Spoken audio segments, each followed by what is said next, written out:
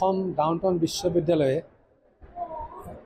14 বছৰ সম্পূৰ্ণ হোৱাৰ পিছত আৰু 15 বছৰত ভৰি দিয়াৰ প্ৰাক মুহূৰ্তত আমি এইটো প্ৰতিষ্ঠা দিৱস পালন কৰিছোঁ। প্ৰতি বছৰে এইটো প্ৰতিষ্ঠা দিৱস পালন কৰা হয়। প্ৰতিষ্ঠা দিৱস পালন কৰাৰ উদ্দেশ্যটো এটিয়ে যে আজি সকলো শিক্ষক, ছাত্ৰ, প্ৰশাসক লগ হৈ যোৱা বছৰটোত আমাৰ যিখিনি মানে এচিভমেণ্ট হ'ল, আমি যিখিনি মানে সুফল লাভ কৰিলোঁ বিভিন্ন কামত, যেনেকৈ যোৱা বছৰটোত আমাৰ প্ৰায় 2000 ষ্টুডেণ্টে ফাইনেল পৰীক্ষা দিলে, অলপতে ডিগ্ৰী পাব।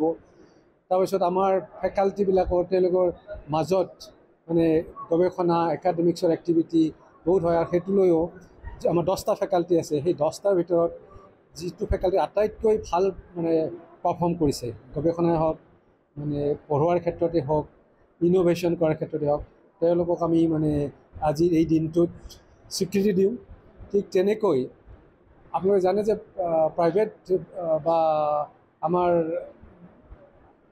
প্ৰাইভেট ইনষ্টিটিউশ্যনবিলাক, ইউনিভাৰ্চিটিবিলাকত মানে যি এমপ্লয় হয় তেখেতসকলে এটা নিৰ্দিষ্ট সময়ৰ কাৰণে কাম কৰে, তাৰপিছত গুচি যায়। কিন্তু আমাৰ ইউনিভাৰ্চিটি এনেকুৱা হয় যে বহুত এমপ্লয়ীয়ে ইয়াত 10 বছৰ অধিক কাম কৰিছে, কিছুমানে 20 বছৰ কামো কৰিছে। তাৰমানে আমি বিশ্বাস কৰোঁ যে আমাৰ এটা ভাল পৰিৱেশ আছে মানে ইউনিভাৰ্চিটিখনত কাম কৰাৰ কাৰণে, আৰু সেইকাৰণে প্ৰতিটো প্ৰতিষ্ঠা দিৱসত আমি যিসকল ব্যক্তিয়ে ইয়াত 10 বছৰ তেওঁলোকে সেৱা আগবঢ়াইছে, টিচাৰে হওক বা মানে অফিচ কৰ্মচাৰীয়ে হওক, ছিকিউৰিটি ষ্টাফে হওক, তেওঁলোকক আমি বিশেষভাৱে সন্মান জনাওঁ, বিশেষভাৱে আমি তেওঁলোকক উপহাৰ দিওঁ। এই সকলোবিলাকৰ উদ্দেশ্য এইটো হৈছে যে বিশ্ববিদ্যালয়খনৰ প্ৰতিটো ব্যক্তিয়ে তেওঁলোকৰ ষ্টেটাছ,